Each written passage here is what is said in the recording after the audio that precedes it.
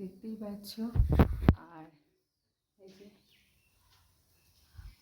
আর এদিকে ভাতটা বসিয়ে দিয়েছি আর কাজু আর একটু আদা নিয়েছি আর দিয়ে দেবো পোস্ত।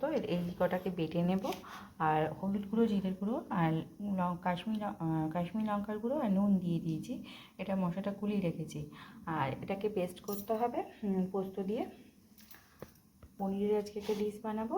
তোমাদের দাদাভাই হাঁটতে গেছে, ওকে বললাম একটুখানি পনির এনে দিতে, তাই এগুলোকে বেটে নেওয়ার আগে সবজিটা কেটে নিই। কুমড়ো, কতগুলো বিনস দেব আর এই দিয়েই করবো, কুমড়ো আর বিনস দিয়ে করব আজকে একটা পনিরের তরকারি।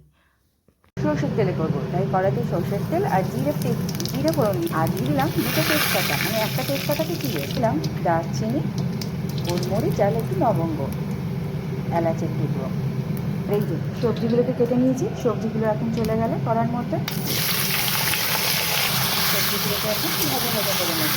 আর তোমাদের দাদাভাই যখন পনিরটা আনবে, পনিরটা আবার আলাদাভাবে করতে হবে, আলাদাভাবে ভেজে নিই, তারপর এর মধ্যে দিয়ে দেবো। কোনো পনির এখন নেই, পনিরটা আগে ভাজবে। বলতে বলতে পনির নিয়ে চলে এসছে, তার সঙ্গে ঠাকুরের ফুলও এনেছে দেখছি। আজকে যেহেতু বৃহস্পতিবার, ফুল তো আসবেই ঘরে, তা ফুলের সাথে মালা টালাগুলো বেশ সুন্দর দেয়, কুচো ফুলও দেয়, বেলপাতা, দুব্বা সবই দেয়। আর এর মধ্যে আর কী এনেছে সেটাই দেখাচ্ছি। এর মধ্যে টক দই এনেছে, ভাতের পাতে খাবে বলে টক দই এনেছে। ভাতের পাতে খেতে খুব ভালোবাসে। এই যে টক দই, এটা 400 গ্রামের টক দই। যাই হোক, পনিরটা তো এখন আর ভাজা যাবে না, পনিরটা আমি পরে ভাজছি, আগে সবজিটা পুরো কষিয়ে নিই। যেগুলো আমার ভাজা ভাজা হয়ে গেছে, দেখো কিরকম ঘোলা হয়ে গেল। যাই হোক, এখন মশলাটা দিয়ে দিলাম, যেটা হলুদ গুঁড়ো, জিরের গুঁড়ো আর কিছু কাশ্মীরি লঙ্কা গুঁড়ো নেই। এখন এই মশলাটা দিয়ে একটু ভালো করে কষিয়ে নিতে হবে। তারপরে আমি মিক্সারে যে মশলাটা করে রেখেছিলাম, এর মধ্যে আদা, টমেটো, একটুখানি পোস্ত, একটুখানি কাঁচা লঙ্কা আর দিয়েছিলাম কাজু বাদাম, সেটাকেই এখন ঢেলে দিলাম। এইবারে ভালো করে নরম চরণ করতে হবে, যতক্ষণ না ভালো করে একটুখানি তেল তেল বেরায়। দেখতে যেমন ভালো লাগছে, খেতেও কিন্তু মনে হয় সুস্বাদু হবে। এখন এটাকে ভালো করে কষিয়ে নিই, মিনিট 5 কষালেই এটা কষানো হয়ে যাবে। কষানোটা আমার প্রায় হয়ে গেছে, এখান থেকে দেখো তেলও বেরিয়ে গেছে। এরপরে আমি এর মধ্যে একটু জল দিয়ে দেবো।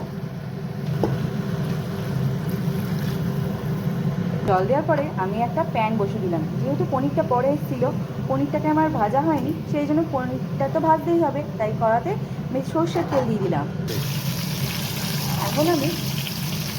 এখন আমি পনিরগুলোকে দিয়ে দিয়েছি। পনিরগুলো এখন ভাজা ভাজা করে ঝোলের মধ্যে দিয়ে দেবো।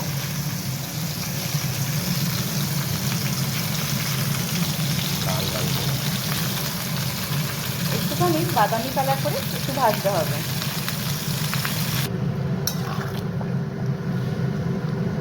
কুমড়োগুলো আমার সেদ্ধ হয়ে গেছে আর পনিরটা আমার হয়েই গেছে।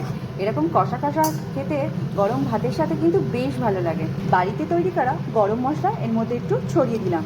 ঘিটা দেয়, ঘি কিন্তু দেবো না, কেন ঘিটা আমাদের আবার কেউ খায় না, মানে শরীরে নেয় না, সেটাই বলতে চাইলাম। কিন্তু ঘি খাওয়াটা খুব উপকার। যাই হোক, এটা হয়ে গেছে, এখন নামিয়ে দিচ্ছি। তোমরা এর মধ্যে একটু ঘি দিতেই পারো, আর কারুর বাড়িতে ধনেপাতা থাকলে ওপর থেকে একটু ধনেপাতা দিয়ে দেবে, উফ, জাস্ট জমে যাবে। আমার পনিরের রেসিপিটা কেমন লাগলো কমেন্টে বলো। বাই।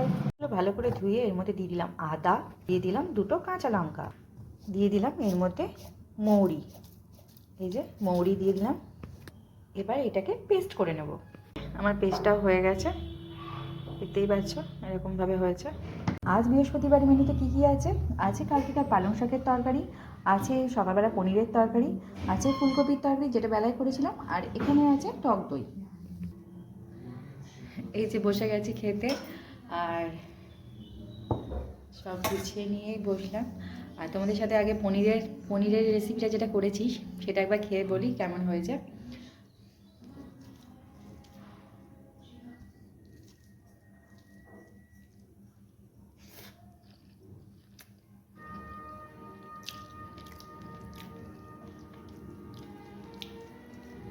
খাওয়া দাওয়া হয়নি।